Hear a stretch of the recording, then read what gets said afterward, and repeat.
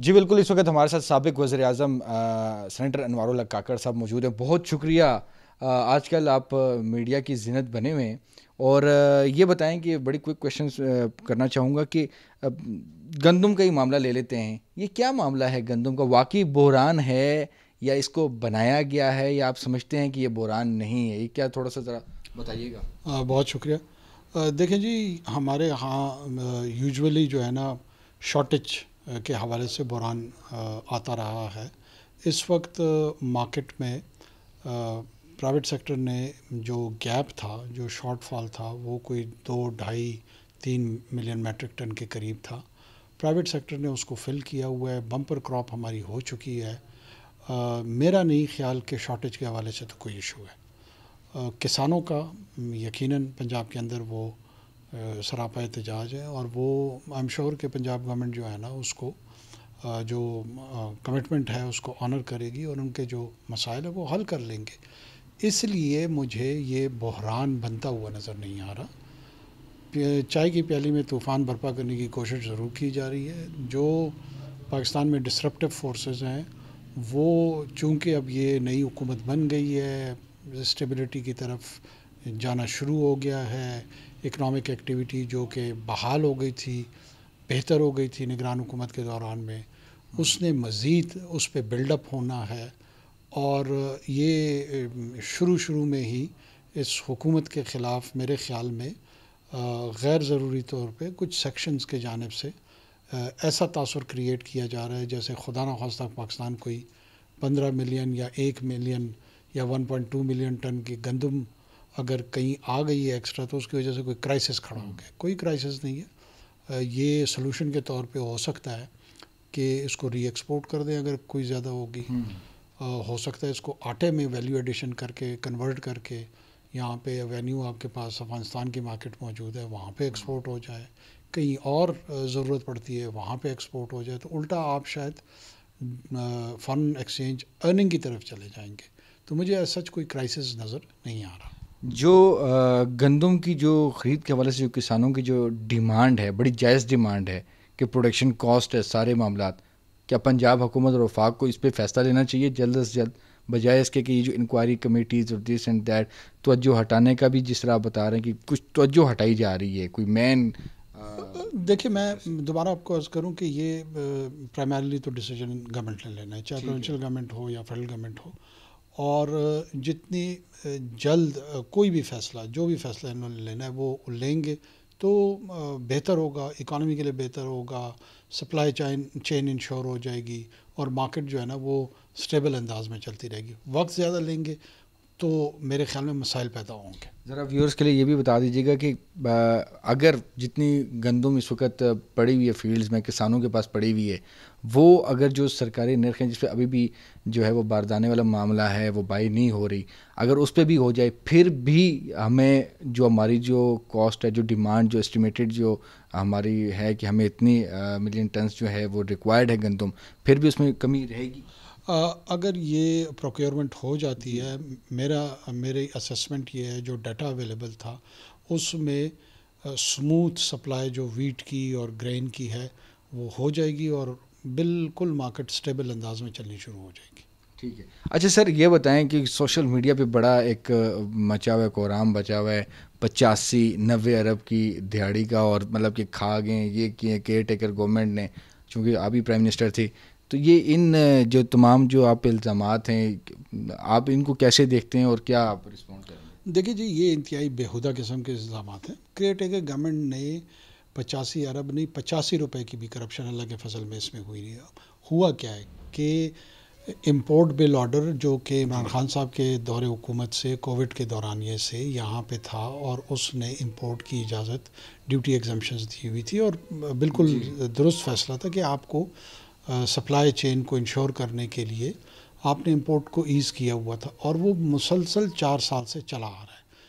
کسی بھی private sector کو ویٹ امپورٹ کرنے کے لیے مخصوص اجازت نامہ حکومت سے لینے کے لیے ضرورت ہی نہیں ہے، درکار ہی نہیں ہے. تو جب آپ نے اجازت نہیں دینی ہے تو پھر رشوت کس بات کی ملے گی یا لی جائے گی یا ڈیمانڈ کی جائے گی؟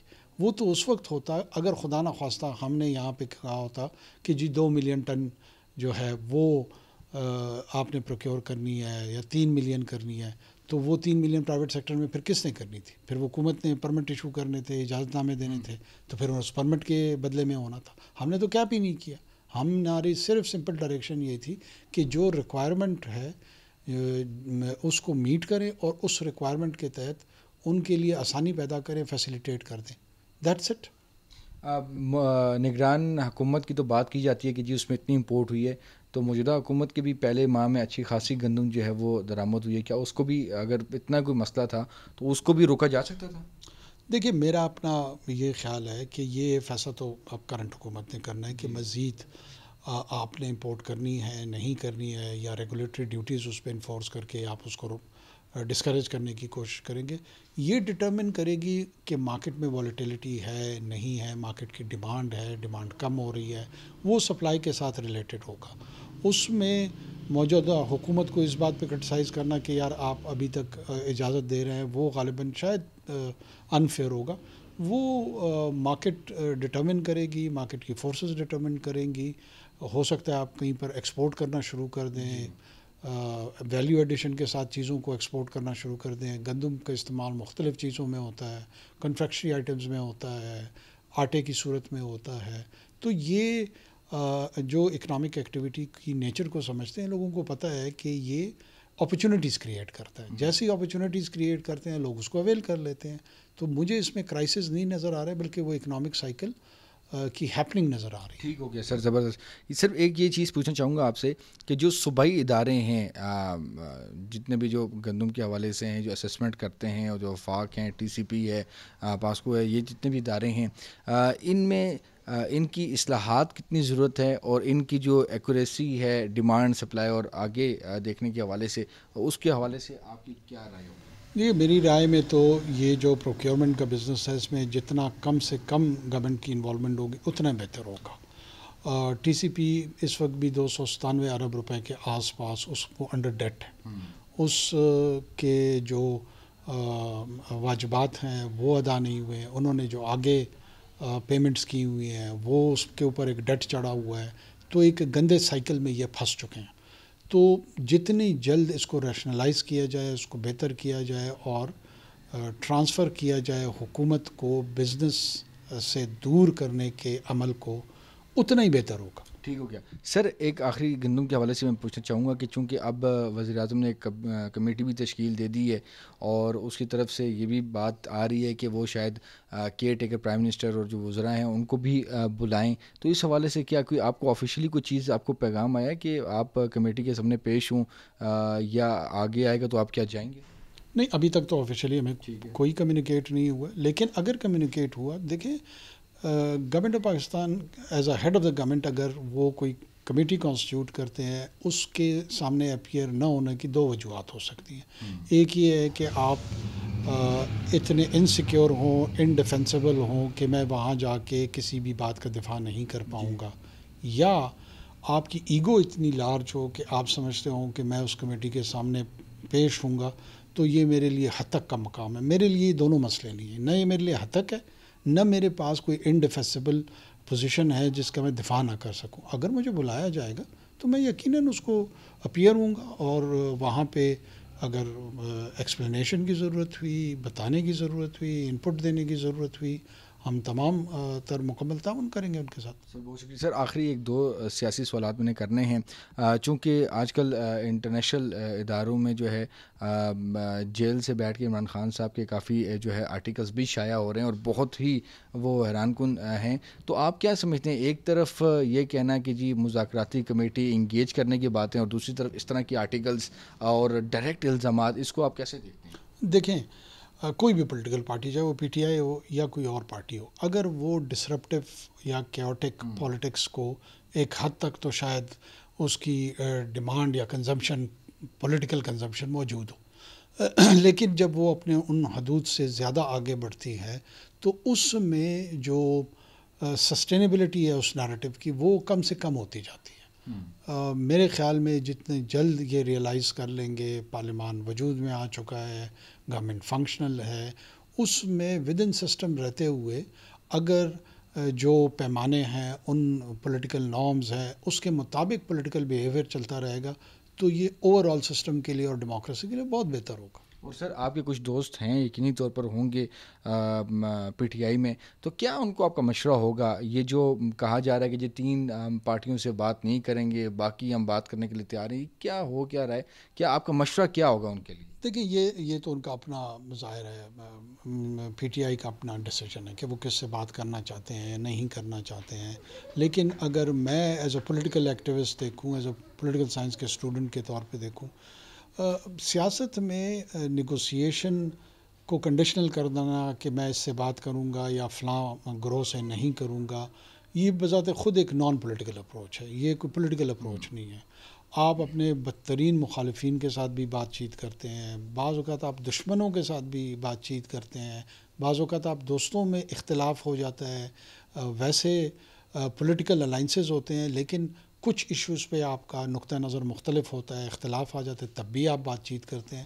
بات چیت کے دروازے میرے خیال میں ان کو بند کرنا یا کنڈیشنل کرنا، اس کو پولیٹیکل انوائرمنٹ میں یا پولیٹیکل جو کورس ہے اس کے لیے کوئی نیک شگون نہیں ہے.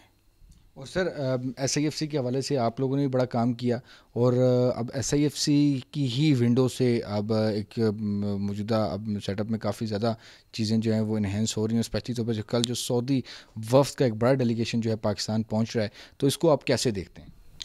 بہت ہی خوش آئند. دیکھیں ایس آئی ایف سی ایک ایسا انسٹیٹیوشنل میکانزم اب ابھر کے سامنے آ گیا ہے جہاں پہ گورننس کے جو پٹ فالس تھے، جو گورننس کے حوالے سے ہنڈرنسز تھی، جو گورننس کے حوالے سے نان فیسیلیٹیشن تھی، ان کو ون ونڈو اپرچونٹی مل گئی ہے. اس میں آپ کے سول انسٹیٹیوشنز، ملٹری انسٹیٹیوشن، باقی جو ہے نا whole of the government approach کے تحت پڑھ رہے ہیں. یہ وہ سلوشن بیسڈ ریکوائرمنٹ ہے جو کہ کسی بھی ڈیولپنگ ملک کے لیے، کسی بھی ایمرجنگ اکانومی کے لیے انتہائی ضروری ہے، جو اس کی اکنامک گروتھ میں رول پلے کر سکے گا، جو اس کی پولیٹیکل اسٹیبلٹی میں رول پلے کر سکے گا. اور مجھے سعودی عربیہ ظاہر ہے ہمارا اسٹریٹجک پارٹنر ہے، ان کے وفد کے آنا جو ہے نا اتنی مثبت اور پازیٹیو سگنلنگ اس کی ہوگی کہ جس کے اثرات جو ہیں نا وہ آنے والے دنوں میں مارکیٹ میں آئیں گے، پاکستان کی اکانومی پہ اس کے اثرات آئیں گے، اور آپ بدرجہ اس منزل کی طرف جائیں گے جو آپ کا ریئل مقام ہے. سر پاک آرمی کے حوالے سے اگر ہم بات کریں تو جو آرمی چیف ہیں ان کا ایک بڑا ایس آئی ایف سی میں کلیدی کردار رہا ہے، ان کے دوست ممالک کے ساتھ جو وزٹس اور پاکستان کی جو معاشی جو بہتری کی طرف جو معاملات جو جا رہے ہیں، اس میں آرمی چیف کا کردار کو کیسے آپ دیکھتے ہیں؟ دیکھیں آرمی چیف کا جو اپنا ویژن ہے particularly S I F C کے پلیٹ فارم سے، ان کی جو ریجن میں جی سی سی میں، چائنا میں، سنٹرل ایشیا میں ان کی لیڈرشپ کے ساتھ جو ایک پرسنل کنیکشن ہے ایون ویسٹ میں، وہ ٹرانسلیٹ ہو رہی ہے پاکستان کے نیشنل انٹرسٹ کو ریئلائز کرنے میں. یہ اتنا پیوٹ ہے اور پیوٹل ہے کہ اگر اس کو مزید پازیٹیولی ٹرانسلیٹ کیا جائے تو اس کے تمام اکنامک فوائد جو ہیں وہ پاکستان کے عام عوام کو نظر آنے شروع ہو جائیں گے اور وہ اس کے بینیفیشری ہوں گے. یہ کسی کی ذات، آرمی چیف کی ذات اس کی بینیفیکٹر نہیں ہے، یا پاکستان کی فوج بطور ادارہ اس کی بینیفیکٹر نہیں ہے. یہ 24 کروڑ لوگوں کی جو ہے وہ اس کا ٹارگٹ ہوگا جو اس سے مستفید ہو رہے ہوں گے. Thank you very much sir. Thank you.